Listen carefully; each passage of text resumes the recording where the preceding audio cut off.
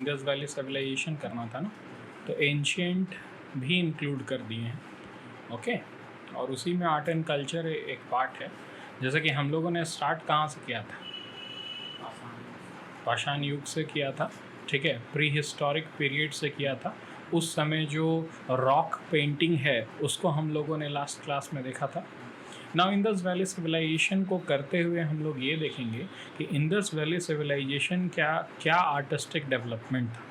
Okay, तो एक सब पार्ट हो जाता है और एक बहुत इम्पॉर्टेंट पार्ट भी हो जाता है, जहाँ से over a period of time हम लोगों ने बहुत सारे क्वेश्चंस देखे। So let's begin Indus Valley civilization. Okay, the first and the foremost thing that you have to understand is the extent. Okay, the geographical extent, यानी कि भौगोलिक विस्तार इंडस वैली का कहाँ से कहाँ तक था। ओके, सो टाइम पीरियड की अगर बात करें तो पिछले जो क्लास था उसी में थोड़ा सा मैंने तुम लोगों को बता दिया था कि जो प्री हिस्टोरिक पीरियड था ना, वो ख़त्म हो जाता है तुम्हारा 10,000 BCE में। 10,000 BCE में प्री हिस्टोरिक ख़त्म हो गया। प्री हिस्टोरिक को भी मैंने 3 पार्ट में डिवाइड किया था। ओके, लोअर, मिडिल और अपर। लोअर पैलियोलिथिक, मिडिल पैलियोलिथिक और उसके बाद फिर कौन सा तुम्हारा अपर पैलियोलिथिक। अपर पैलियोलिथिक में हम लोग देख रहे थे कि बहुत सारे क्या मिले थे, रॉक पेंटिंग्स मिले थे भीमबेटका में। ओके, ना उसके बाद फिर मेसोलिथिक पीरियड और नियोलिथिक पीरियड आ जाता है। नियोलिथिक पीरियड जो होता है उसको कैल्कोलिथिक पीरियड भी कहते हैं, और उसी कैल्कोलिथिक पीरियड में ये इंडस वैली सिविलाइजेशन का डेवलपमेंट होता है। फॉर एग्जांपल अगर बेसिक कैरेक्टरिस्टिक में बात करें ना, तो इस समय से रियल सिविलाइजेशन स्टार्ट होना शुरू हो जाता है, यानी कि एग्रीकल्चरल प्रैक्टिसेस स्टार्ट हो जाएंगे, उसके साथ साथ सिटी डेवलपमेंट स्टार्ट हो जाएगा, और कोई भी रीजन जो है ना वो अपने एपेक्स पर जाएगा और उसके बाद फिर वो डिक्लाइन करना स्टार्ट करेगा। ठीक है, तो इंडस वैली सिविलाइजेशन हम लोग जैसे देखते हैं जैसे प्री हड़प्पन पीरियड, ठीक है, फिर उसके बाद हड़प्पा का पीक, और उसके बाद फिर पोस्ट हड़प्पन पीरियड, और उसके बाद फिर ख़त्म हो जाता है, वैदिक एज स्टार्ट हो जाता है। समझ में आ रहा है? मैं अभी बस खाली तुम लोगों को टाइम पीरियड से अवगत करा रहा हूँ। अब हम लोग चलते हैं extent of this region. Indus valley civilisation कहाँ से कहाँ तक फैला हुआ था। Now you can see out here in this map, यहाँ पर तुम देख रहे हो, यहाँ पर ये बलूचिस्तान का मरकन कोस्ट का इलाका है।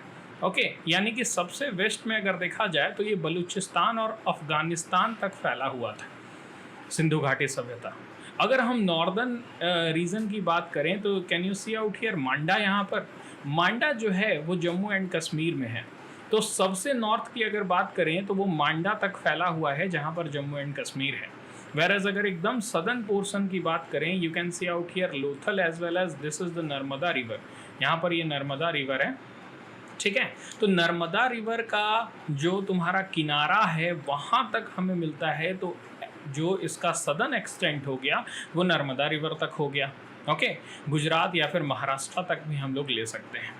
डन है इस पॉइंट को लेकर ना। उसके बाद फिर अगर तुम वेस्टर्न एक्सपेंशन इसका देखोगे, इसका ईस्टर्न एक्सपेंशन देखोगे, तो you can see out here ये वेस्टर्न यूपी तक चला जाता है, और वेस्टर्न यूपी में भी जो इम्पॉर्टेंट रीजन हम लोगों को मिलता है वो है मेरठ।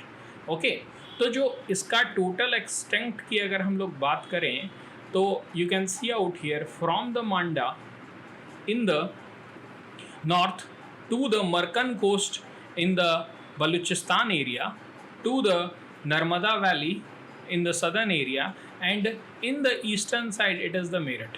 Okay, ये बात समझ में आ गया। टोटल जो फैलाव है वो 12,99,600 स्क्वायर किलोमीटर तक फैला हुआ है, और इसका जो एक्सटेंट इतना ज़्यादा है, इतना हैवी एक्सटेंट है कि उस समय जो कॉन्टेम्प्रेरी सिविलाइजेशन थी, मतलब उस समय जो सिविलाइजेशन और भी, जैसे ऐसा थोड़ी ना है कि सिर्फ और सिर्फ इंडस वैली में ही लोग रहा करते थे और कोई सिविलाइजेशन उस समय था नहीं। जैसे कि इजिप्शियन सिविलाइजेशन उस समय एग्जिस्ट किया करती थी, उस समय मेसोपोटामियन सिविलाइजेशन एग्जिस्ट किया करती थी, उस समय चाइनीज सिविलाइजेशन एग्जिस्ट किया करती थी। ठीक है, जैसे कि हर एक सिविलाइजेशन के लिए जो सबसे इम्पॉर्टेंट फैक्टर होता है ना, वो होता है रिवर का होना। समझ में आ रहा है? तो जहाँ जहाँ रिवर मिलते गया वहाँ वहाँ ये लोग कल्टीवेशन स्टार्ट करते गए और वहाँ वहाँ एक तरह का सिविलाइजेशन को डेवलप करते गए। For example you can see out here Indus river निकलता है तुम्हारा तिब्बत से और बहते हुए वो चला जाता है तुम्हारा पाकिस्तान का, इस तरह से ये मूव करता है। और तुम देखोगे कि जो मोहनजोदाड़ो है वो इंडस नदी के किनारे ही है, वेयर जो रवि नदी के किनारे हम लोगों को मिलता है वो मिलता है हड़प्पा। समझ में आ रहा है ये बात? वैसे ही इजिप्शियन सिविलाइजेशन जो डेवलप किया था वो नाइल नदी के किनारे डेवलप किया था। जो मेसोपोटामियन सिविलाइजेशन डेवलप किया था वो दो नदी, तिग्रिस नदी, क्या नदी? टिग्रिस नदी और यूफ्रेटस नदी के किनारे डेवलप किया था।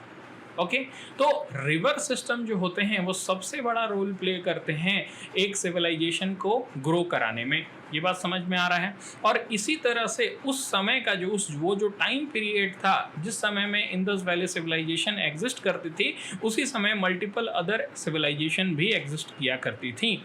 और ऐसे बहुत सारे साक्ष्य मिले हैं जो ये बताते हैं कि इंडस वैली सिविलाइजेशन जो है उसका रिलेशनशिप ये सारे सिविलाइजेशन के साथ भी हुआ करता था।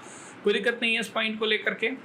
Now you can see out here कि इस सिविलाइजेशन को, जो इंडस वैली सिविलाइजेशन है, इसको IVC कहते हैं, उसको हड़प्पन सिविलाइजेशन भी कहा जाता है। अब पूछोगे सर हड़प्पन ही क्यों कहा जाता है? यहाँ पर तो मोहनजोदाड़ो भी मिला था, यहाँ चान्हू दारो भी मिला था, सुतका गेंदोर मिला, लोथल मिला, ठीक है, कालीबंगन मिला, ये सारे जगह भी खुदाई में मिले हैं और हड़प्पा से बहुत ज़्यादा मोहनजोदाड़ो एक तरह से डेवलप भी था। समझ में आ रहा है? आर्टिस्टिक विजन के भी हिसाब से देखें तो जो मोहनजोदाड़ो का डेवलपमेंट था वो हड़प्पा से ज़्यादा अच्छा था। लेकिन फिर भी इसका नाम हड़प्पन सिविलाइजेशन क्यों कहते हैं, क्यों नहीं मोहनजोदाड़ो सिविलाइजेशन कहते हैं? तो उसका बहुत सिंपल सा आंसर है कि सबसे पहले जो खोज हुआ है तुम्हारा, ठीक है, वो हड़प्पा का हुआ है, तो इसीलिए पूरा सिविलाइजेशन का नाम हड़प्पन सिविलाइजेशन रख दिया गया है। ठीक है, हड़प्पा और मोहनजोदाड़ो का खोज करने के पीछे दो आदमी को श्रेय दिया जाता है। एक का नाम है दयाराम साहानी और एक का नाम है रखलदास बनर्जी। देखो जो लिखा हुआ है, जो तुम्हारा नोट्स मिलेगा, ये सारे जो चीज़ लिखे हुए हैं वो तो इम्पॉर्टेंट हैं ही तुम्हारे लिए, लेकिन बहुत सारे चीज़ों को इसमें एमलगमेट नहीं किया जा सकता है। तो मेरे जो वर्ड्स हैं ना, उसको भी इस वीडियो से देख करके तुम लोग लिख लेना, वो ज़्यादा तुम लोगों के लिए इम्पॉर्टेंट हो सकते हैं। ठीक है, क्योंकि एक्स्ट्रा ही कुछ ना कुछ मिलेगा। नोट्स बहुत ही कंस्ट्रेन होता है, एक जगह से उठाया हुआ होता है, और नॉलेज जो होता है वो मल्टीपल सोर्सेज से उठाया हुआ होता है। कोई एक किताब पढ़ के तो हम बोल नहीं रहे हैं। ठीक है, तो जो भी हम बात कर रहे हैं उसको क्या करना है, तुम लोगों को एक बार अपने नोट्स में ज़रूर कर लेना है। ठीक है, क्या लिखा हुआ है? Discovered first in 1921 at the modern site of Harappa, जो कि आज कहाँ, वेस्ट पंजाब पाकिस्तान में स्थित है। You can see out here, मैंने अभी तुम लोगों को बताया था कि इंडस रिवर इस तरह से बह रहा है और इंडस रिवर के ऊपर मोहनजोदाड़ो है, बताया था ना अभी। और इंडस रिवर के किनारे तुम्हारा हड़प्पा नहीं है, हड़प्पा रवि नदी के किनारे है। समझ में आ रहा है? हड़प्पा रवि नदी के किनारे है। तो इसी तरह से तुम लोगों को ये बात समझते रहना होगा कि कौन सा रिवर के किनारे कौन सा इम्पॉर्टेंट सिटी है, and that would play a very important role, क्योंकि इस तरह के क्वेश्चन आ जाते हैं। फॉर एग्जांपल जो तुम्हारा लोथल सिटी है, you can see out here Lothal, वो जो नदी के किनारे है उसका नाम है भोगावी नदी या फिर भोगावो नदी। ठीक है, उस नदी के किनारे है। ओके, उसके बाद फिर अगर तुम देखोगे कि इंडस नदी के किनारे ही एक और इम्पॉर्टेंट शहर है जिसका नाम है चान्हू दारो। समझ में आ रहा है? तो इस तरह से इम्पॉर्टेंट साइट्स और उसके जो रिवर हैं वो भी तुम्हारे लिए इम्पॉर्टेंट हो जाते हैं। कोई दिक्कत नहीं है। हाँ, हड़प्पन जो कल्चर है वो कहाँ कहाँ हम लोगों को मिला है, then you can see out here कि हड़प्पा का जो कल्चर है वो पंजाब प्रोविंस में मिला हुआ है। ठीक है, और पंजाब प्रोविंस कहाँ कहाँ मिलता है? तो पंजाब प्रोविंस तुम्हारा पाकिस्तान और उसके साथ साथ जो तुम्हारा इंडियन रीजन है वहाँ पर भी पंजाब प्रोविंस मिलता है। फिर सिंध का क्षेत्र है वहाँ पर मिलता है, फिर गुजरात का क्षेत्र है वहाँ मिलता है, राजस्थान के भी कुछ इलाके हैं वहाँ पर मिलता है, उसके साथ साथ हरियाणा का रीजन में मिलता है, थोड़ा थोड़ा उत्तर प्रदेश का रीजन में मिलता है। समझ में आ रहा है? हल्का हल्का कुछ रीज़न है, जैसे मेहरगढ़, ये सब का जो रीज़न है वो थोड़ा अफगानिस्तान तक टच कर जाता है, ठीक है। तो कौन कौन से रीज़न में तुम्हें इंडस वैली पीपल का जो एक्सटेंट है वो मिलता है, विस्तार है वो मिलता है, वो इम्पॉर्टेंट हो जाता है। समझ में आ रहा है? गुड। ये नोट्स तुम लोग लिख लेना। अब जैसे पॉइंट क्या आता है ना कि 200-250 से भी ज़्यादा क्या मिले हैं हमें, साइट्स मिले हैं। ओवर मोर देन 250 साइट्स जो हैं वो मिले हैं पूरे हड़प्पन सिविलाइजेशन से। लेकिन वो 250 के 250 साइट तो याद नहीं रख सकते हो, कुछ ऐसे साइट याद रखोगे जहाँ पर कुछ इंपॉर्टेंट आर्टिफैक्ट मिला है, ऐसे साइट याद रखोगे जहाँ पर कुछ इंपॉर्टेंट आर्किटेक्चर मिला हुआ होगा। जैसे कि एक ग्रेट बात है, बहुत बड़ा स्विमिंग पूल मिला हुआ है मोहनजोदाड़ो में, तो हम लोग ये याद रखेंगे कि हाँ, वो जो मोहनजोदाड़ो का रीज़न है वो आर्किटेक्चरल डेवलपमेंट के लिए बहुत इंपॉर्टेंट था। ओके, तो ऐसे 6 बड़े सिटीज़ हैं जो कि तुम्हें याद रखना है। 2 तो ऑफकोर्स हो गया, एक तो हड़प्पा हो गया, दूसरा मोहनजोदाड़ो हो गया। और उसके साथ साथ जो इम्पॉर्टेंट सिटीज़ और वहाँ पर मिले हुए आर्टिफैक्ट हैं उसमें एक कालीबंगन हो गया, एक बनवाली हो गया, एक चान्हूदारो हो गया और एक लोथल हो गया। और मोहनजोदाड़ो और हड़प्पा तो हैं ही। समझ में आ रहा है? तो जो जो जगह का नाम ले रहे हैं वो तुम्हारे लिए इंपॉर्टेंट होते जा रहा है। कोई दिक्कत है इस पॉइंट को लेकर? ओके, तो वही सारा पॉइंट लिखा हुआ है। 5th सिटी ले कालीबंगन जो कि राजस्थान में, और कहाँ कहाँ है वो भी इम्पॉर्टेंट है। जैसे अगर हड़प्पा की बात करें तो हड़प्पा कहाँ है, तो पंजाब प्रोविंस ऑफ पाकिस्तान में हड़प्पा स्थित है। मोहनजोदाड़ो कहाँ है, तो सिंध जो इलाका है तुम्हारा, किसका सिंध इलाका? पंजाब का, ठीक है, सॉरी पाकिस्तान का, वहाँ पर मोहनजोदाड़ो स्थित है। अगर लोथल की बात करें वो कहाँ है, तो वो गुजरात का, ये जो रीजन है ना, ठीक है, ये जो समुद्री रीजन है इसको बोलते हैं gulf of Cambay. Okay, gulf of Cambay के बगल में ये लोथल एक पोर्ट सिटी हुआ करता था जहाँ से कि ट्रेड किया जाता था ईरान के साथ, दैट इज़ द इराक के साथ, that is the Mesopotamian civilization. समझ में आ रहा है? उसके बाद फिर ये धोलावीरा रीजन हो गया, ये भी तुम्हारा गुजरात में है। ओके, जो तुम्हारा कालीबंगन का रीजन हो गया ये राजस्थान में है, राखीगढ़ी का रीजन हो गया ये हरियाणा में है। तो इस तरह से तुम्हें क्या करना है, जो जो रीजन है, जो जो जहाँ पर पाए जा रहे हैं, जो जो भारत के जिस स्टेट में पाए जा रहे हैं वो भी तुम्हारे लिए इंपॉर्टेंट हो जाता है। That's why it is written Kalibangan जो है वो नॉर्दर्न राजस्थान में है। बनवाली का जो रीजन है वो कहाँ पर है, तुम्हारा हरियाणा में है। राखीगढ़ी हरियाणा में है। ये सारे बात समझ में आ रहा है तुमको? कोई दिक्कत नहीं है। तो इम्पॉर्टेंट क्या हो जाता है कि कौन कौन से सिटीज़ हैं, सिटीज़ में कहाँ कहाँ क्या क्या चीज़ मिला हुआ है, वो सिटीज़ कौन सारे तुम्हारे रिवर के किनारे हैं, और वो सिटीज़ जो हैं वो आज करेंटली कौन से स्टेट्स में पाए जाते हैं। ये सारे पॉइंट जो हैं वो तुम्हारे लिए इंपॉर्टेंट हो जाते हैं। कोई दिक्कत नहीं है इस पॉइंट को लेकर के। Now solve some of the question जो कि अभी तुम लोगों ने पढ़ा उसके हिसाब से जल्दी से सॉल्व करो। मैं बात कर रहा हूँ, किसी भी एक से मैं पूछूंगा वही आंसर देगा। फर्स्ट क्वेश्चन बोल रहा है which of the following Harappan city could be given the status of port. इनमें से कौन सा सिटी जो होगा वो पोर्ट की श्रेणी में रखा जा सकता है उनको? बालाकोट, सुतकागेंदोर, बनवाली, लोथल। ओके, नाउ अभी हम लोगों ने देखा कि लोथल जो था वो क्या था, एक पोर्ट सिटी था। समझ में आ रहा है? तो 4 नंबर तो पक्का होगा और उसके हिसाब से 1, 2, 4 जो होगा वो आंसर होगा।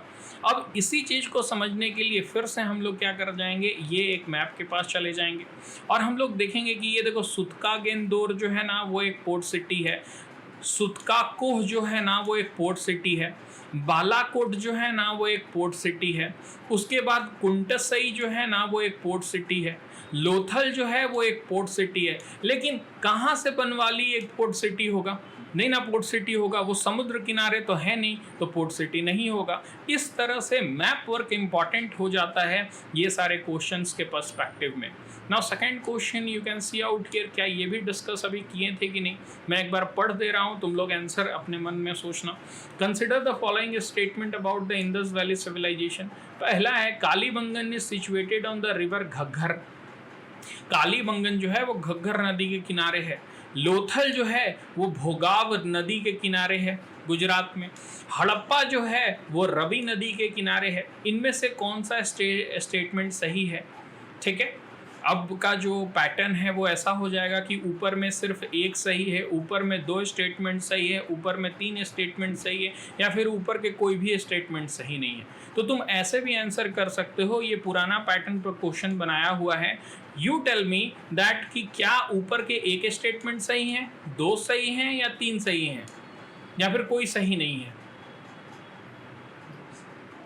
2 सही है। तो ऑफ कोर्स 2 सही है। Lothal is situated near the Bhogaon river in Gujarat, और हड़प्पा जो है वो रवि नदी के किनारे है।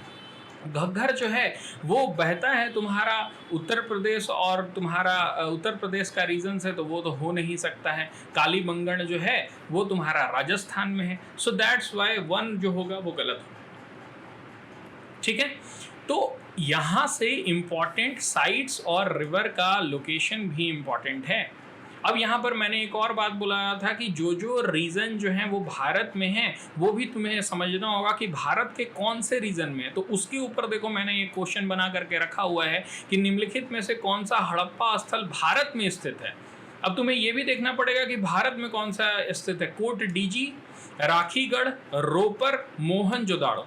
अभी बात की है कि मोहनजोदाड़ो जो है वो सिंध इलाके में है, इसलिए 4 नहीं होगा, 1, 2, 3 या 2 और 3 होगा। 2 और 3 आंसर है तुम्हारा। कोट डीजी भी नहीं है। इसके लिए फिर से हम लोग क्या करेंगे, मैप में जाएंगे और हम लोग देखेंगे कि कोट डीजी जो है वो इधर नहीं आता है, इसमें होगा तब ना।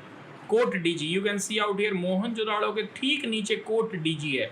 ओके, तो ये क्या है, सिंध ही इलाके में कोट डीजी है।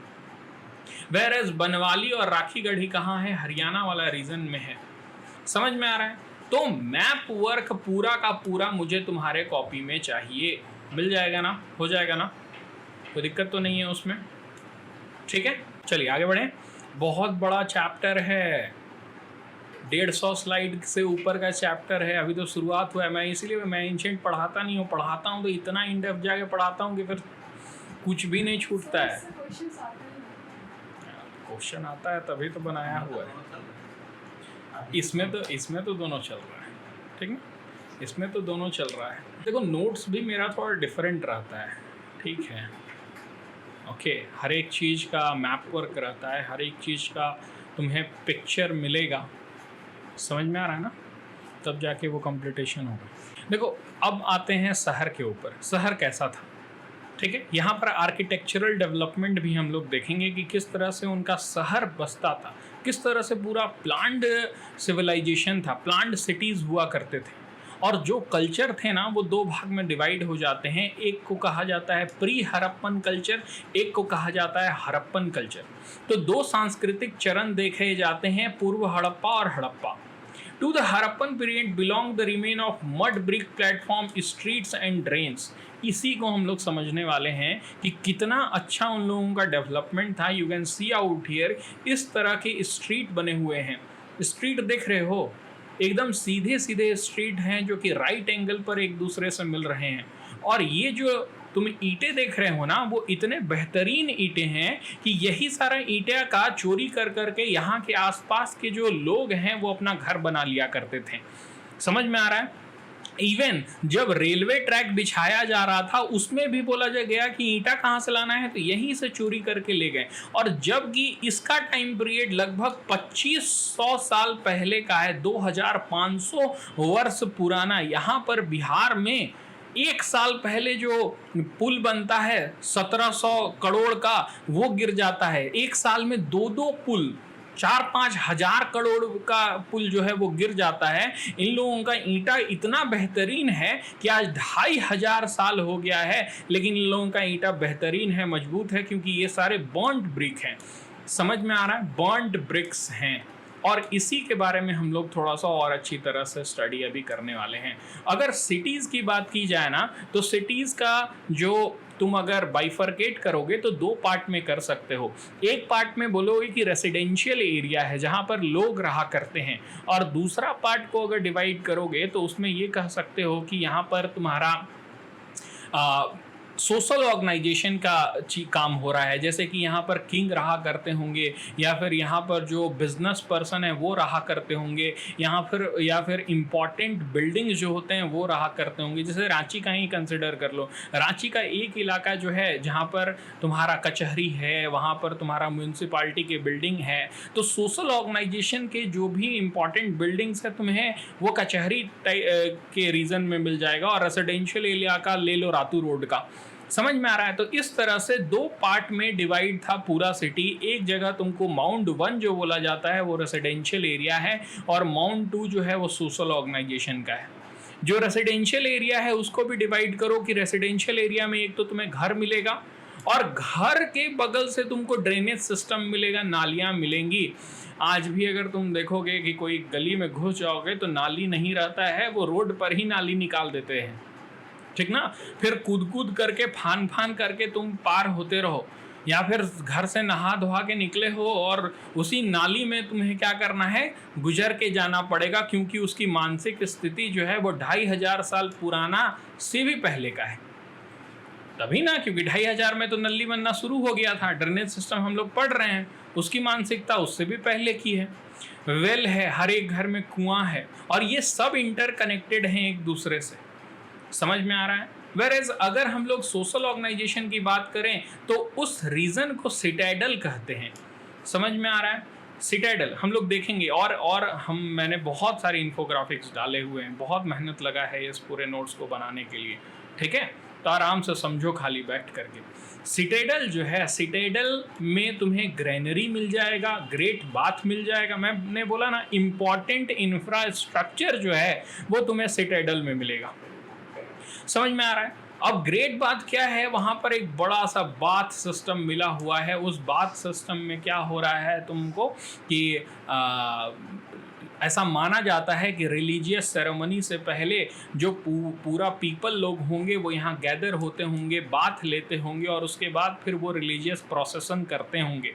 ओके, तो ये इम्पॉर्टेंट एक प्लेस हो गया ना। उसी के तरह से अदर पब्लिक बिल्डिंग भी है जो लोगों के लिए होगा, वो भी वहाँ पर होगा। वहाँ पर किंग के रहने का जगह होगा, अगर कोई किंग होगा तो।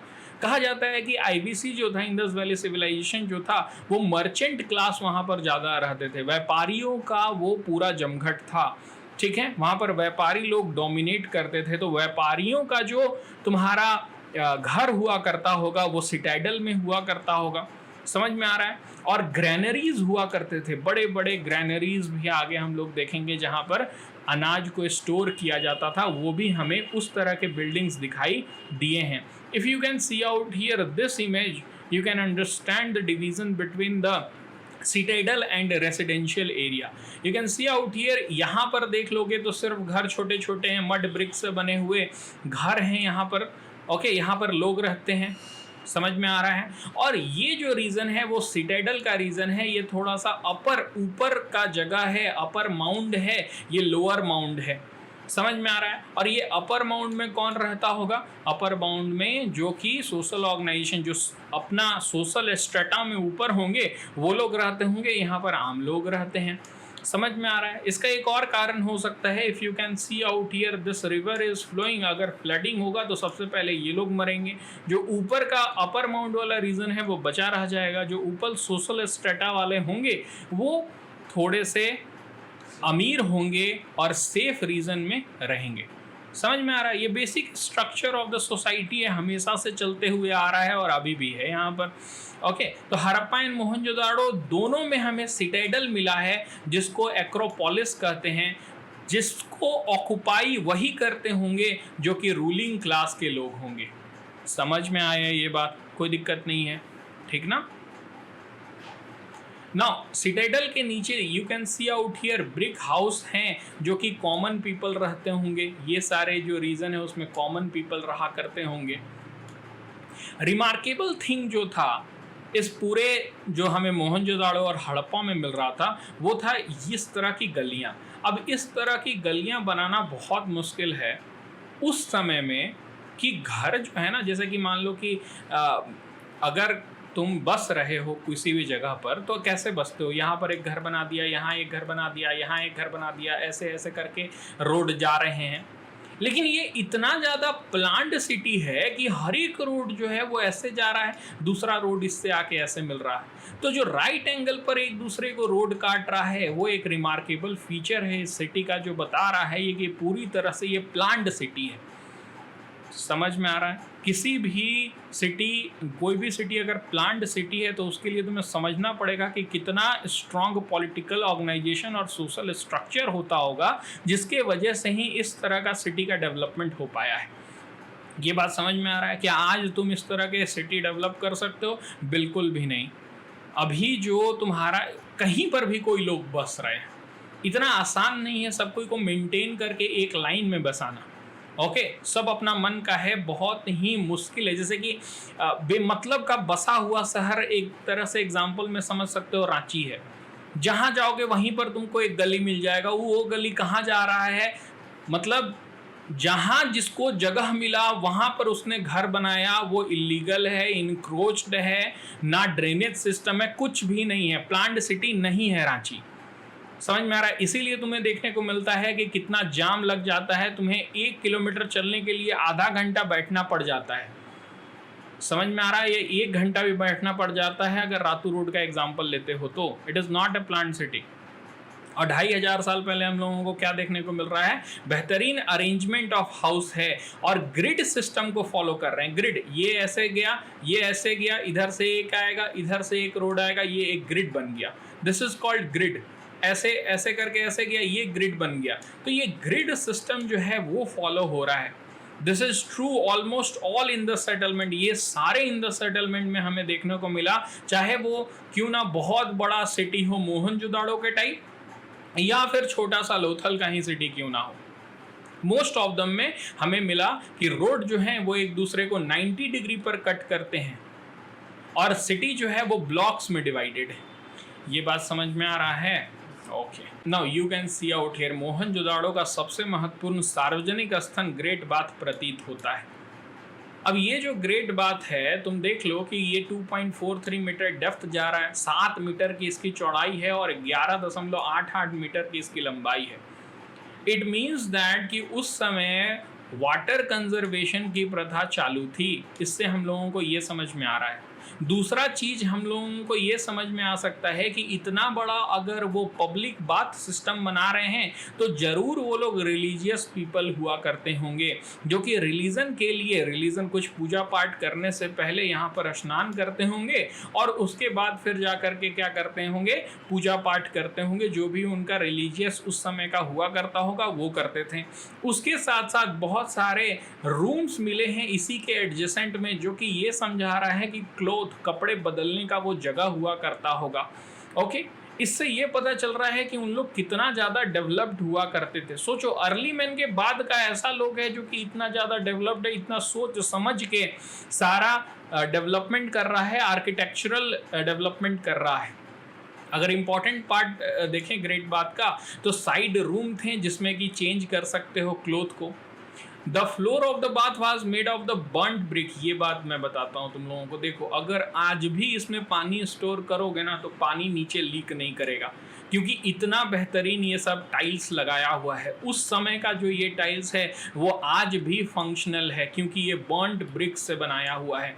आज के ब्रिक्स और उस समय के ब्रिक्स में उसी समय का जो क्वालिटी है वो ज़्यादा बेहतर होगा।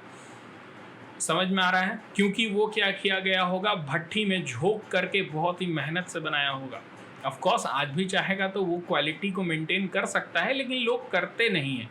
उसमें साधारण तौर पर ही उस तरह के बिग ब्रिक्स बनाए जाते थे, जो कि आज तक क्या कर सकते हो, निकाल करके अपना ही घर बना सकते हो। Water was drawn from a large well in an adjacent room and an outlet from one corner to the bath led to a drain। ठीक ना, मतलब कि पानी उसमें भरने की भी व्यवस्था की गई थी और उसकी निकासी की भी व्यवस्था बहुत ही बेहतरीन रूप से की गई थी। समझ में? ऐसा नहीं कि पानी वहीं पर रखा रखा सड़ रहा है, नहीं, निकालने का भी जगह है और लाने का भी जगह है।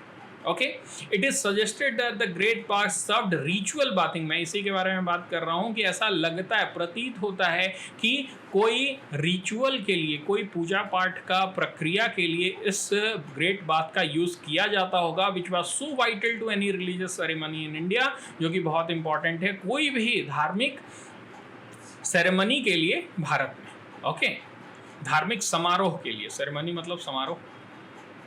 नाउ मोहनजोदाड़ो का सबसे बड़ी इमारत ग्रेट बाथ नहीं है, सबसे बड़ी इमारत जो है वो ग्रेट ग्रेनरी है, जो कि 45.71 मीटर का है, लॉन्ग है, 15.23 मीटर का वाइड है। अगर ये देखें तो ये 15 मीटर का है, और यहाँ से यहाँ तक अगर हम लोग देख लें तो ये 45 मीटर का है। तो एक बात तो सबसे पहले समझ में आता है कि एग्रीकल्चर तो किया करते थे। दूसरा बात ये समझ में आया करता है कि वो एग्रीकल्चर करके जो प्रोडक्ट है उसका भंडारण किया करते थे, ताकि अगर कोई समय में फ्लडिंग हो जाए, कोई समय में सूखा पड़ जाए, तो यहीं से निकाल करके वो क्या कर सकते हैं, अपना जीवन यापन कर सकते हैं। और इस चीज़ को करने के लिए देखो ना कितना बड़ा बड़ा वो स्ट्रक्चर बना रहे हैं, 45 मीटर गुने 15 मीटर का।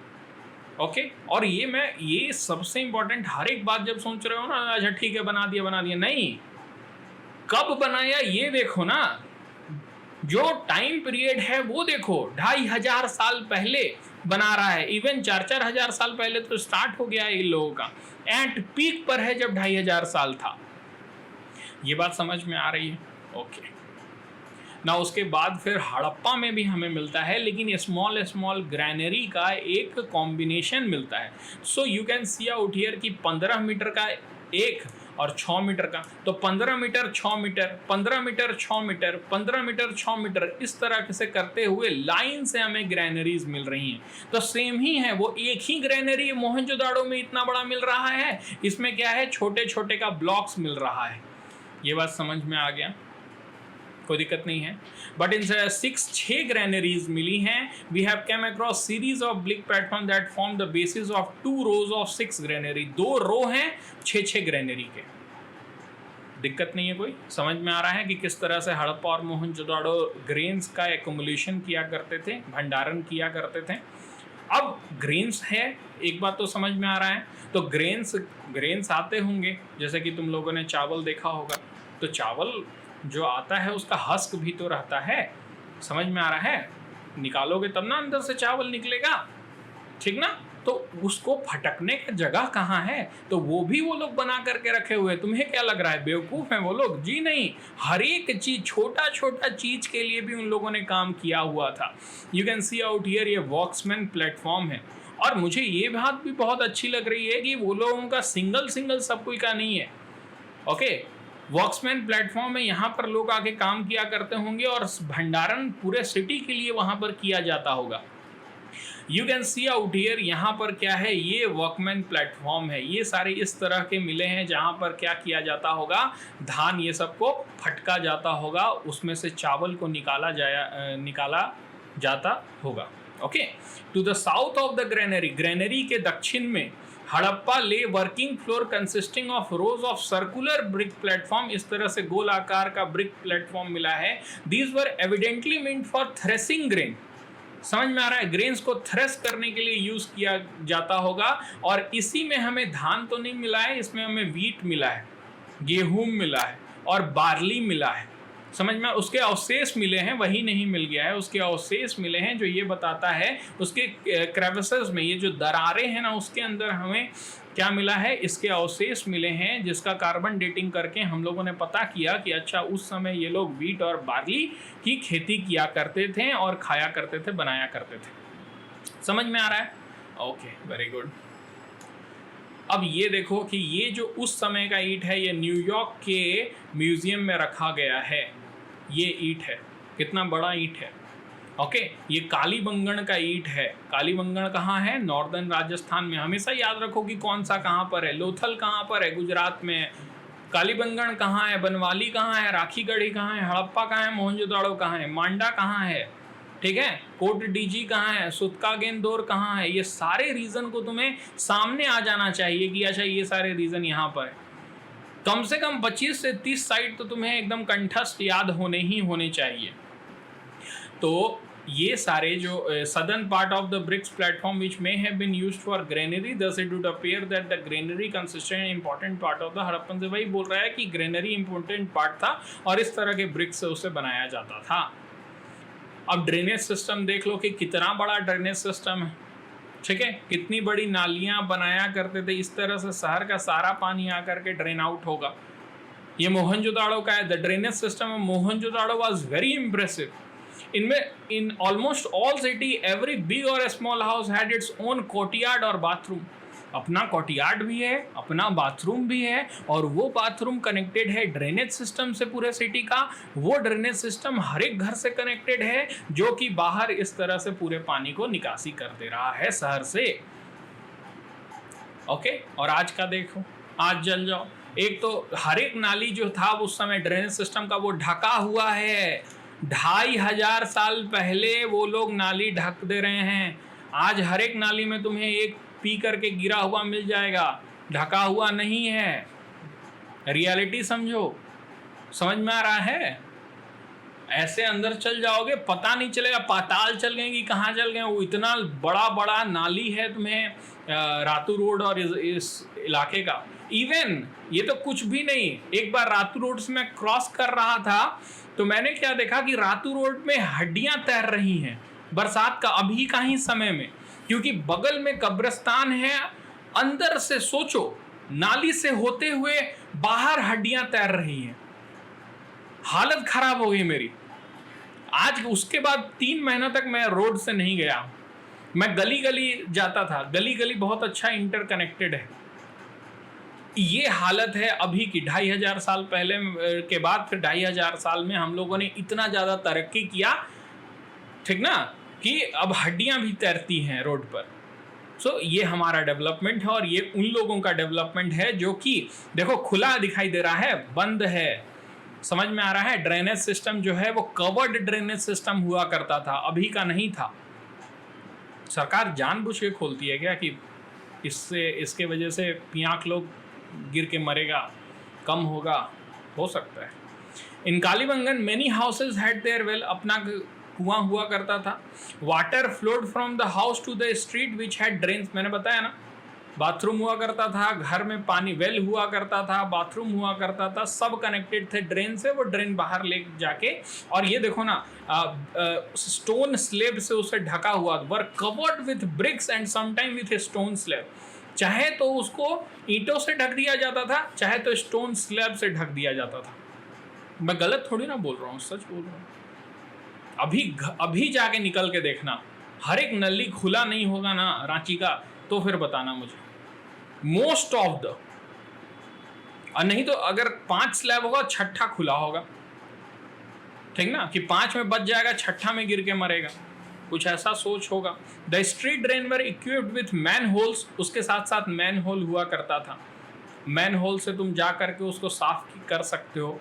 The remain of street and drains have also been found in Banawali, Banawali में भी इस तरह का हमें स्ट्रक्चर मिला हुआ है, जो कि बता रहा है कि कितना अच्छा वो लोग डेवलप्ड सिस्टम रखे हुए थे। तो ये तो सिटी का आर्किटेक्चर हो गया कि सिटी जो थे वो प्लान्ड थे, रोड कैसे थे, किस तरह के वहाँ पर आर्किटेक्चर थे, जैसे कि ग्रेट बाथ और ग्रेनरी, ड्रेनेज सिस्टम कैसा था, इसके ऊपर नोट्स को बेहतर रूप से बनाना है। मैं एनसीईआरटी का चैप्टर भी बता दूंगा जहाँ से और एक्स्ट्रा नोट्स भी बनाना है।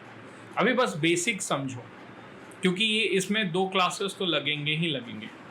दूसरा जो बड़ा टॉपिक स्टार्ट कर रहे हैं वो एग्रीकल्चर है। मैंने बताया कि नियोलिथिक पीरियड 8000 साल पहले ही हम लोगों को, जब तुम्हारा अपर पैलियोलिथिक ख़त्म हो रहा है, नियोलिथिक का जो स्टार्टिंग पॉइंट है 8000 साल पहले, इस समय हम लोगों को एग्रीकल्चरल डेवलपमेंट देखने को मिल जा रहा है। मतलब इंडस वैली सिविलाइजेशन से पहले ही लोगों को खेती करना आ गया था, और खेती जो नियोलिथिक पीरियड में कर रहे थे उसका ये बस एक सिंपल पॉइंट हम बताएंगे, हम नियोलिथिक नहीं पढ़ा रहे हैं। उसमें क्या कर रहे थे कि वो हिरन के जो तुम्हारे सींग हुआ करते थे उसी से प्लग करते थे। तो धीरे धीरे टूल्स का भी डेवलपमेंट हो रहा है और एग्रीकल्चर बहुत ही लार्ज स्केल पर डेवलप हो रहा है during the Indus valley civilization. उसके लिए जो उन लोगों को सबसे इम्पॉर्टेंट चीज़ की ज़रूरत है वो है फर्टाइल लैंड की। और फर्टाइल लैंड अथाह है क्योंकि इंदस नदी क्या कर रही है, हिमालय की पहाड़ से बहते हुए आ रही है और पूरा सेडिमेंट ला करके एक तुम्हें अलूवियल सॉइल दे रही है। समझ में आ रहा है? अब ये जो सिविलाइजेशन है वो लगभग 3 से 4 हजार साल तक जीवित रहा, ऐसा हिस्टोरियंस का कहना है। मैं तो कह रहा हूँ कि अभी भी इंडस वैली सिविलाइजेशन जीवित है। बस उन लोगों ने क्या किया, due to harsh condition they shifted from the Indus river to the Ganga river system. समझ में आ रहा है? इंडस की तरफ रहा करते थे, अब यहाँ पर फ्लडिंग की situation due to climate change बढ़ने लगा, that's why they shifted toward the Ganga river system. इतना सिंपल तो बात है। क्योंकि अगर बोल रहे हैं कि इंडस वैली सिविलाइजेशन पूरी तरह से ख़त्म हो गया, तो मुझे एक बात बताओ ना कि कैसे ख़त्म हो गया? ऐसा क्या सिविलाइजेशन ख़त्म होने में, जैसे कहा जाता है कि हो सकता है फ्लडिंग हो गया या फिर आर्यन इन्वेजन हो गया, ये सारे थॉट प्रोसेस को मैं नकारता हूँ on the personal level, because you can not destroy the entire civilization. You can destroy this person living out here in Manda, but how do you destroy the Lothal person? और ये सब सेम ही time period में develop हुए हैं, रह रहे हैं। ओके, एक आर्यन इन्वेजन सेंट्रल एशिया से आएगा और हर एक व्यक्ति को खत्म करते जा रहा है, हर एक शहर को तोड़ते हुए जा रहा है। It is close to impossible. Okay, समझ में आ रहा है? रीज़न इसका सिंपल हो गया होगा कि यही सब जो लोग हैं वही आर्यन हैं और कोई आर्यन दूसरा नहीं है। And over a period of time this shifted, ये सेंट्रल एशिया में भी होंगे, यहाँ भी होंगे। और उसके बाद फिर क्योंकि यहाँ पर ये उस समय एविडेंट है कि यहाँ पर का जो तुम्हारा रिवर की फ्लडिंग में इंक्रीमेंट हुआ होगा, क्योंकि देखो ना मोहनजोदड़ो से कितना पास में है, रवि नदी से कितने पास में हड़प्पन रह रहे हैं, नदी के किनारे ही रहते थे। और क्योंकि वहाँ पर एक्सट्रीम फ्लडिंग होने लगा, that's why they move toward the Yamuna. यहाँ तक तो है ही, यहाँ तक तो पहुँच ही गए हैं। अगर 2500 साल पहले हमें यहाँ एस्टेब्लिशमेंट मिल रहा है तो यहाँ मिलने में क्या प्रॉब्लम है? ये लोग इधर ईस्टवर्ड मूव कर रहे हैं। ओके, तो ये सब, ये जो इन्वेजन वाली थ्योरी है ना, ये कम्युनिस्ट राइटर और तुम्हारे वेस्टर्न राइटर्स का एक क्या कहते हैं, बंटवारे के लिए तुम्हारे दिमाग में डाला गया है। ठीक ना? ऐसा कुछ नहीं है। बेसिक कॉमन सेंस बताता है कि ऐसा नहीं हो सकता है। ठीक ना? कि तुम इतना बड़ा सिविलाइजेशन को ख़त्म कोई नहीं कर सकता है। कन्वर्ट हो गए होंगे, जो भी करना है, जो उनका रिलीजियस अलग प्रैक्टिसेस हो गए, कन्वर्जन तो उस समय नहीं होता होगा, रिलीजियस प्रैक्टिसेस चेंज हो गए होंगे। सेम ही पीपल है, अब जो भी हैं। एग्रीकल्चर में आते हैं, एग्रीकल्चर स्टार्ट हो गया था उस समय तक, मेन ऑक्यूपेशन जो था उस समय वो था एग्रीकल्चर। और इसके बाद जो तुम देखोगे वैदिक पीरियड में, उसमें तुम्हें पता चलेगा कि मेन ऑक्यूपेशन एग्रीकल्चर नहीं था, एनिमल रियरिंग था। समझ में आ रहा है? Okay, domestication of animal main हो जाता है, और कृषि भी थी, पर डोमेस्टिकेशन ऑफ एनिमल या फिर काऊ का जो पालना है वो एक बड़ा इंपॉर्टेंट रोल प्ले करने लगता है। इंडस वैली पीपल बहुत सारे फूड क्रॉप्स को डेवलप करते थे, ग्रो करते थे, जैसे बार्ली हो गया, वीट हो गया, सिसम हो गया, कॉटन हो गया, राइस हो गया। Even few important point is very important to understand. Cotton cultivation जो पहली बार स्टार्ट हो रहा है वो इंडस वैली सिविलाइजेशन के द्वारा स्टार्ट हो रहा है। ओके, रुई की जो खेती है, मतलब कि देखो, कॉटन जब तुम प्रोडक्शन करने लगे तो कॉटन से तुम क्या बना दोगे? तुम धागा बना दोगे, धागा से तुम क्लोथ बना दोगे, क्लोथ से इट्स मीन्स दैट के सिविलाइजेशन के स्टार्ट हो गई।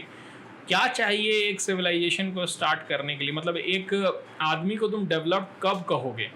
तब कहोगे जब वो खाने में, एग्रीकल्चर में वो माहिर हो गया, यानी फूड को प्रोड्यूस कर सकता है। वो उसके साथ साथ, फूड के साथ साथ उसके पास शेल्टर है, तो हम लोगों ने देख ही लिया कि बॉन्ड ब्रिक्स का यूज़ कर रहे हैं। ओके, और उसके साथ साथ क्लोथिंग भी हम लोगों ने देख लिया, क्योंकि कॉटन का कल्टीवेशन की स्टार्टिंग हो गई है। ठीक ना? तो एक सभ्य समाज में जो 3 बड़ी चीज़ें हैं, रोटी, कपड़ा और मकान, वो तीनों हमें दिखाई पड़ रहा है। इट मीन्स दैट कि वो एक बहुत ही डेवलप्ड सिविलाइजेशन थी, जो सारी बेसिक नेसेसिटीज़ को वहाँ के कॉमन पीपल तक पहुँचा रही थी। ठीक है? हर एक इंडिविजुअल के पास वो सारे चीज़ें थी। ये इसमें कोई प्रॉब्लम है तुम लोगों को? Okay okay.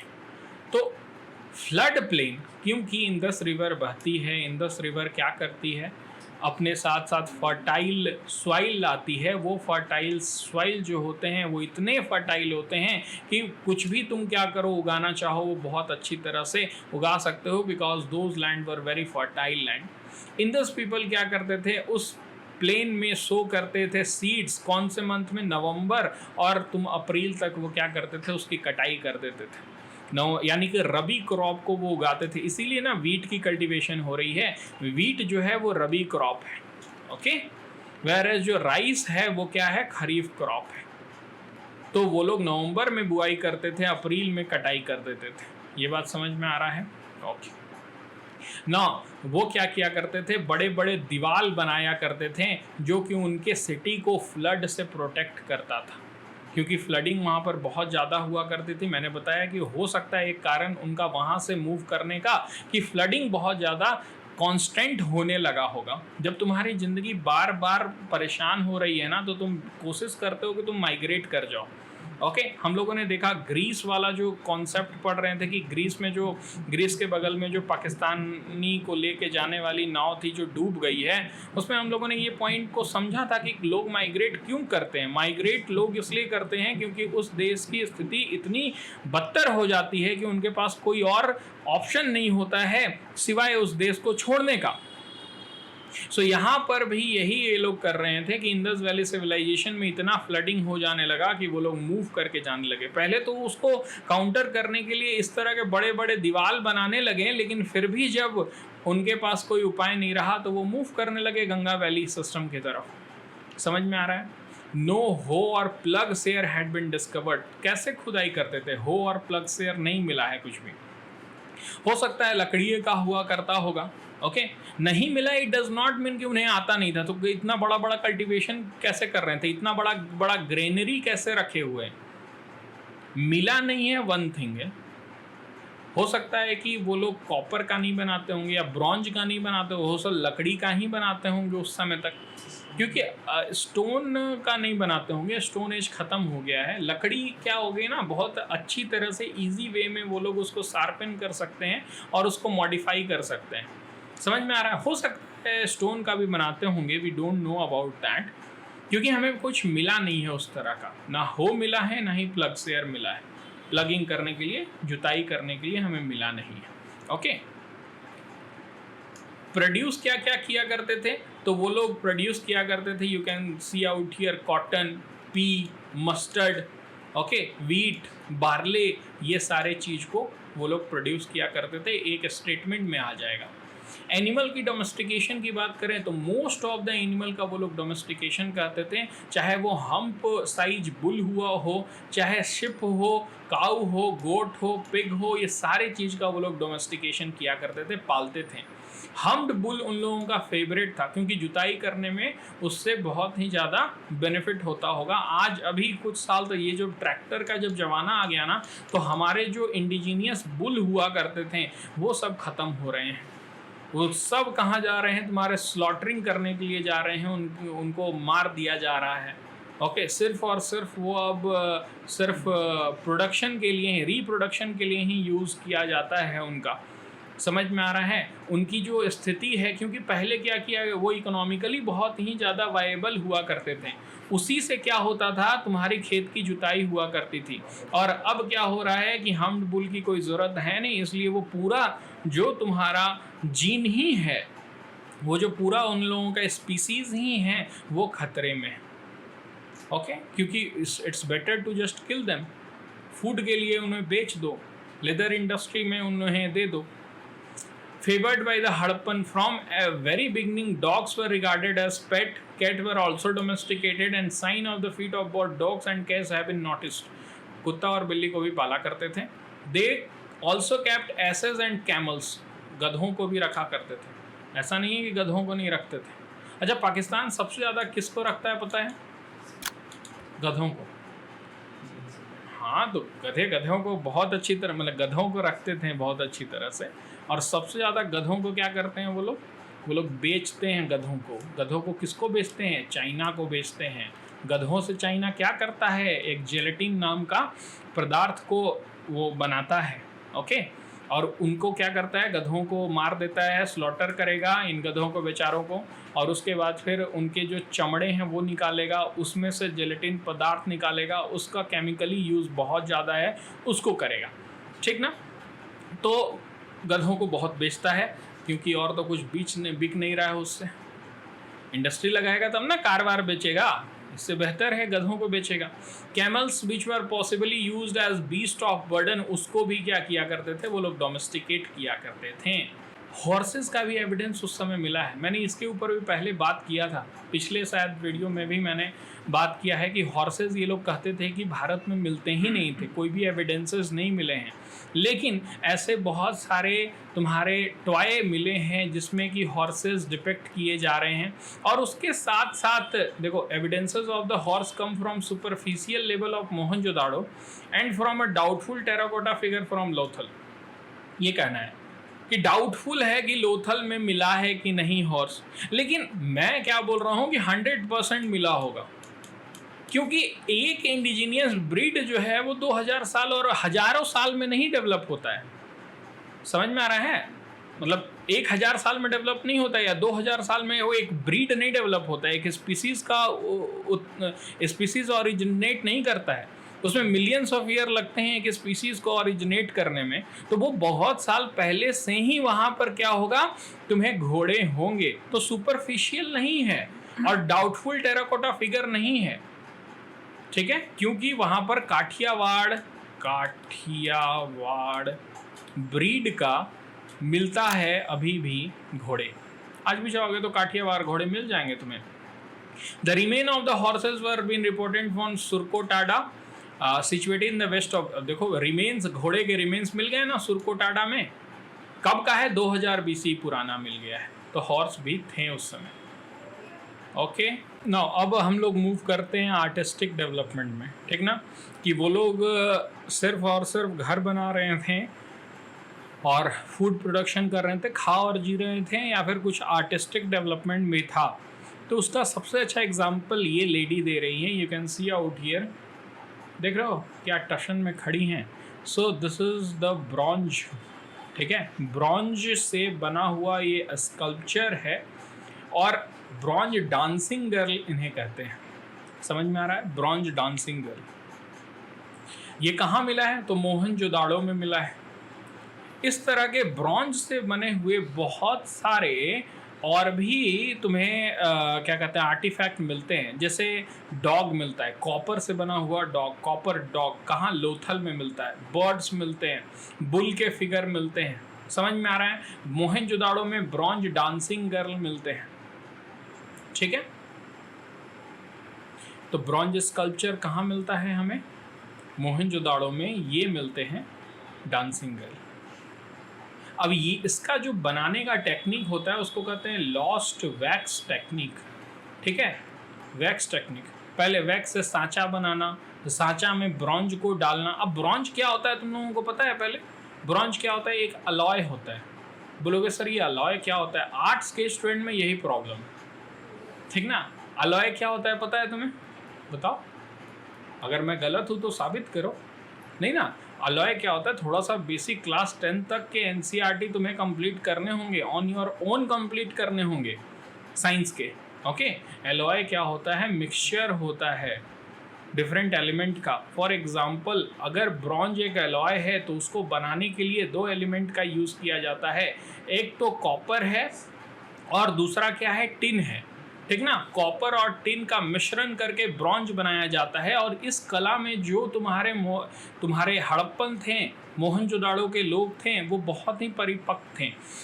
Lost wax technique का यूज़ करके ये क्या करते थे, इस तरह के वो स्कल्पचर्स बनाया करते थे, जो आज बनाना इतनी बारीकी से बहुत मुश्किल का काम है। The Harappan culture belong to bronze age, इसीलिए क्योंकि इस समय आयरन एज हम लोग नहीं कहते हैं, इसलिए नहीं कहते हैं क्योंकि यहाँ पर इस समय कोई भी ऐसा आर्टिफैक्ट नहीं मिल रहा है जो आयरन, लोहा से बना हुआ है। अब लोहा से बनाना बहुत इजी है, लेकिन लोहा से हमें दिखता ही नहीं है। यहाँ पर ये लोग कॉम्प्लेक्स स्कल्पचर्स बना रहे हैं जिसमें कि वो दो मिनरल्स को मिक्स कर रहे हैं और फिर एक तीसरा एलॉय बना रहे हैं। समझ में आ रहा है? और इस क्योंकि बहुत ज़्यादा ब्रॉन्ज के स्कल्पचर मिले हैं, that's why we can call it a bronze age civilization. समझ में आ रहा है? The people of Harappan use many tools and implement of stone, पत्थर के यूज़ किया करते थे, but they were very acquainted with the manufacturing and use of bronze. वो चाहे तो स्टोन का करते थे, चाहे तो ब्रॉन्ज का करते थे, उन्हें आयरन के बारे में उतना ज़्यादा पता नहीं था। लेकिन उसी टाइम पीरियड में अगर हम लोग देखें तो झारखंड का अगर तुम लोग हिस्ट्री पढ़ोगे तो पता चलेगा कि आयरन का यूज़ यहाँ पर चल रहा था। ठीक है, लेकिन हड़प्पन सिविलाइजेशन झारखंड तक फैली हुई नहीं है, इसलिए उनका कनेक्शन हम लोग नहीं जोड़ते हैं। समझ में आ रहा है? इंपॉर्टेंट साइट जो है वो देख लेना। ब्रॉन्ज डांसिंग गर्ल मोहनजोदाड़ो में मिला है। लोथल में क्या मिला है? कॉपर का डॉग मिला है और बर्ड मिला है। और कालीबंगन में क्या मिला है? बुल फिगर मिला है। ठीक है, कॉपर कहाँ से ऑब्टेन होता था? अगर तुम भारत का मैप देखोगे ना तो भारत में आज भी जो कॉपर का सबसे बड़ा माइन है ना, वो कहाँ पर है? वो है तुम्हारा खत्री माइन इन राजस्थान। राजस्थान में खत्री माइन है, वहाँ से वो कॉपर ले लेते थे और अफगानिस्तान से वो लोग टिन ले लेते थे, क्योंकि वो यहाँ से ला नहीं सकते हैं। टिन तुम्हारा हजारीबाग में भी अगर मिलता है तो वहाँ से नहीं ला सकते हैं। Tin was possibly brought with difficulty from Afghanistan, although its old working are stated have been found in Hazaribagh. ठीक ना, इसका ओल्ड वर्किंग हमें हजारीबाग में मिलता है, लेकिन ये लोग अफगानिस्तान से लाया करते थे टिन को और राजस्थान से लाया करते थे कॉपर को, मिक्स करके ये लोग ब्रॉन्ज बनाया करते थे और उससे बहुत सारे कलाकृति और मूर्तियों को बनाया करते थे। ये बात समझ में आया? और क्योंकि ब्रॉन्ज का सबसे ज़्यादा यूज़ किया करते थे, इसीलिए उस समय को ब्रॉन्ज एज सिविलाइजेशन भी कहा जाता है।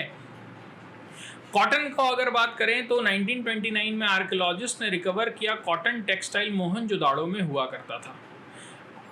अभी जो in what is now Pakistan dating to between 3250 से 2750 बीसीई पुराना ये हमें कॉटन का फ्रेगमेंट मिल रहा है। कॉटन सीड मेहरगढ़ में मिला है जो 5000 साल पुराना है। देख रहे हो ना किस तरह कितना पुराना जा रहा है ये सारा चीज़ों का तुम्हें ओरिजिनेशन। कब इन लोग ने ये सारी चीज़ों का प्रोडक्शन स्टार्ट कर दिया था? ठीक ना, टाइम पीरियड इम्पॉर्टेंट है। अब ऐसा नहीं है कि यहाँ की महिलाएं और पुरुष को गहने पसंद नहीं थे। You can see out here the artifact जो खुदाई के दौरान मिले हैं, चाहे वो ब्रेसलेट हो, चाहे वो तुम्हारा एंकलेट हो, चाहे वो तुम्हारा क्या कहते हैं हार हो। समझ में आ रहा है? ये सारे तुम्हें मिले हैं। The Harappan were also export in bead making. Beads छोटे छोटे बनाने में भी वो लोग इस बहुत ही ज़्यादा एक्सपर्ट थे। गोल्ड स्मिथ जो हुआ करते थे वो सिल्वर के, गोल्ड के, प्रीसियस स्टोन के ज्वेलरीज बनाया करते थे और दोनों मेन और वुमेन दोनों पहना करते थे। The first two may have been obtained from Afghanistan and the last from south India. समझ में आ रहा है? प्रीसियस स्टोन का भी मिला, अफगानिस्तान से हमें सिल्वर और गोल्ड का भी मिला। ओके, अब नेक्स्ट पॉइंट है पॉटरी का। घड़ा को देखो तुम लोग, आज अगर तुम घड़ा लेने जाते हो तो तुमको वही मिट्टी का घड़ा पकड़ा देगा। मिट्टी का जो घड़ा होगा वो सिंपल घड़ा होगा, but you can see out here यहाँ पर मछली बना हुआ है। पहला नंबर तो वो लोग क्या करते थे, घड़ा का डिफरेंट शेप होता था, उस घड़ा को रेड कलर से पेंट किया करते थे। तुम देख सकते हो ये लाल कलर है, उस घड़ा के ऊपर लाल कलर के ऊपर काला कलर से डिज़ाइनिंग किया करते थे। You can see out here यहाँ पर एक जानवर है। ओके, हो सकता है ये हिरन होगा, ये यहाँ पर मछली है और डिफरेंट पैटर्न्स बनाए हुए हैं। ओके, मैं बर्बाद ही कर रहा हूँ क्योंकि इतना सुंदर ये दिख रहा है। You can see out here इस घड़े को।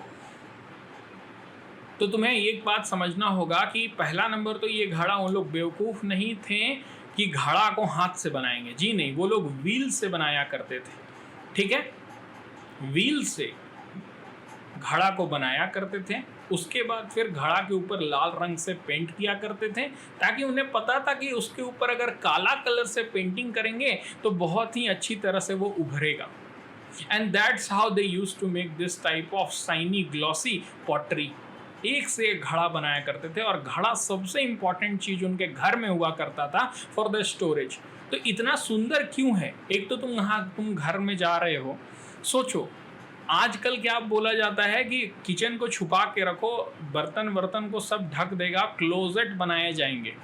समझ में आ रहा है? बेवकूफ़ी देखो, घर के हर एक बर्तन छुपे हुए होने चाहिए। घर का जब मॉड्यूलर किचन का तुम देखोगे तो उसमें चारों तरफ क्या होंगे, सब सील्ड होंगे। समझ में आ रहा है ना? हर जगह क्या है, ड्रॉवर्स वॉवर्स लगे होंगे, कुछ दिखना नहीं चाहिए। उस समय क्या किया करते थे, क्योंकि ये भंडार के लिए यही है। अगर चावल रखना है तो उसके लिए ये है। अच्छा, चावल रखने वाला जो घड़ा है ना, उसमें मछली बना होगा, दूसरा वाला में शेर बना होगा, तीसरा वाला में राइनासोरस बना होगा, सुंदर लग रहा होगा। चारों तरफ वो लोग क्या कर रहे हैं, डिफरेंट पॉटरी रखे हुए होंगे। ओके, तो अभी से उस समय का दिमाग मुझे ज़्यादा बेहतर लग रहा है कि देखो किस तरह से जो चीज़ ना दिखाना है उसमें भी वो लोग कलाकृति करके अपना घर को और सुंदर बना रहे हैं। Isn't it? Okay, good. You can see out here, ये देखो, इसमें देखो, इसमें भी बनाया हुआ है। चाहे तो ये बुल होगा, चाहे तो ये काऊ होगा, ठीक है, या फिर हिरन होगा। हिरन तो नहीं लग रहा है, मेरे ख्याल से बुल या फिर काऊ होगा। ओके, इस तरह के घड़े मिले हैं। 2 कलर यूज्ड, लाल कलर बैकग्राउंड के लिए, काला कलर डिजाइनिंग करने के लिए, घड़ों के ऊपर designing. Okay, these pottery were not handmade but they were wheel made. बताएं, चरखा पर बनाया हुआ, चरखा वो चक्का पर बनाया हुआ होगा, ठीक ना, घुमा के बनाया जाता है। आजकल रिक्रिएशनल एक्टिविटी के लिए करवाया जाता है, सब कोई किसी की घड़ा बना के लाओ, ठीक है। प्लेन पॉटरी वर मोर कॉमन। प्लेन पॉटरी ये ऐसा था, लेकिन प्लेन पॉटरी भी हुआ करता था। Pottery has used for house hold purpose, decorative perforation, ठीक है, डेकोरेशन के लिए भी यूज़ किया करता था और घर में भंडारण के लिए भी यूज़ किया जाता था। अब पॉइंट ये है कि क्या हड़प्पा ट्रेड किया करते थे? तो हड़प्पा ट्रेड किया करते थे, किससे ट्रेड किया करते थे उसको इस मैप से समझेंगे। कितना अच्छा मैप है, देखो ये है Indus valley civilization, Indus, Ganga, Harappan and Vedic civilization. ये 3000 BCE से 150 BCE तक का है। ओके, इस समय यहाँ पर कहा जा रहा है कि ट्रेड स्टार्ट हो गया है। इंडस रिवर यहाँ से बह रही है, इसके आसपास का रीजन जो है वो इंडस सिविलाइजेशन डोमिनेट करता है, कोई दिक्कत नहीं है। अब यहाँ से ये ट्रेड कर रहे हैं इस रीजन में। ये जो रीजन है वो टिग्रिस नदी है। कौन सी नदी है? टिग्रिस नदी। ये जो नदी है वो यूफ्रेटस नदी है, ठीक ना। ये मिलकर के बना रहा है Mesopotamian civilization. Okay, you can see out here now, here यहाँ से तुम्हारा निकल रही है ये नदी। ये नदी जो है उसको कहते हैं नाइल नदी। नाइल नदी इजिप्ट से होके पास हो रही है, और यहाँ पर जो तुम्हारा सिविलाइजेशन डेवलप हो रहा है उसको कहते हैं एंशिएंट इजिप्शियन सिविलाइजेशन। ओके, अब उसके बाद फिर you can see out here, यहाँ से ये नदी जा रही है जिसका नाम है येलो रिवर, और यहाँ पर जो सिविलाइजेशन डेवलप हो रही है उसको कहते हैं चाइनीज सिविलाइजेशन। कोई दिक्कत नहीं है, समझ में आ रहा है। बाकी सब कोई का जो टाइम पीरियड है वो उतना पुराना नहीं है, क्योंकि ये सब भी तुम्हारा 1000, 3000, 5000 BCE पुराना है। ये भी 3500 BCE से 2000 BCE तक है। उसके बाद ये देखो 2000 BCE तक है, ठीक है। एक कॉमेडी की पॉइंट थी जिसमें कि डोनाल्ड ट्रम्प जाते हैं, ओके, चाइना में घूम रहे होते हैं, तो डोनाल्ड ट्रम्प आया यहाँ पर, चाइनीज सिविलाइजेशन का जो रिमेन्स है उसको देख रहा था, और ये बोलता है कि क्या नाम है उसका, सी जिनपिंग, वो बोलता है कि बहुत पुराना है, बहुत पुराना है। बोलता है हाँ पुराना है, लेकिन इजिप्शियन से पुराना तुम्हारा नहीं है। अरे ये चीज़ बोलने का है। अब वो भी बोलता है हाँ हाँ उतना पुराना तो नहीं है, लेकिन इजिप्शियन वाला, फिर बोलता है वो, लेकिन इजिप्शियन वाला बहुत पुराना है, तुम्हारा उतना पुराना नहीं है। तो वो मुंहफट आदमी था डोनाल्ड ट्रम्प, ठीक ना, इसीलिए थोड़ा पसंद भी आता था। ये बता रहा है इतना पुराना है, उतना पुराना है, बोल रहा है तुम्हारा पुराना नहीं है, ज़्यादा पुराना वो इजिप्शियन वाला है। तो ये जो है वो 2000 BC का है, उससे पहले का तुम्हारा एंशिएंट इजिप्शियन का है। समझ में आ रहा है ये सारे पॉइंट। अब यहाँ पर पॉइंट क्या है कि हड़प्पन कॉमर्शियल लिंक था राजस्थान, अफगानिस्तान, ईरान से, और ये सारे रीजन के साथ वो ट्रेड किया करता था। किसके साथ? खासकर मेसोपोटामिया के साथ। हमें इजिप्शियन के साथ नहीं मिला है, हमें चाइनीज के साथ नहीं मिला है। उस समय एग्जिस्ट करता था, कॉन्टेम्प्ररी था, ठीक है। बट ट्रेड सिस्टम जो था वो मेसोपोटामिया के साथ जारी था, और ये लोग बोला करते थे मेलुहा। क्या कहा करते थे? इंदस पीपल लोगों को मेलुहा कहा करते थे। ठीक है, तुम्हारा नाम मेलुहा है, ओके। तो कहीं पर भी अगर मिलेगा इंदस वैली सिविलाइजेशन को क्या कहते थे? तो मेलुहा कहते थे। 2350 BC refer to trade relation with Meluha, which was the ancient name given to the Indus region. Indus people को ancient name दिया गया था ये मेलुहा का। अब ट्रेड कैसे किया करते थे? तो शिप से किया करते थे। लैंड रूट भी था, लेकिन शिप से भी भेजा करते थे।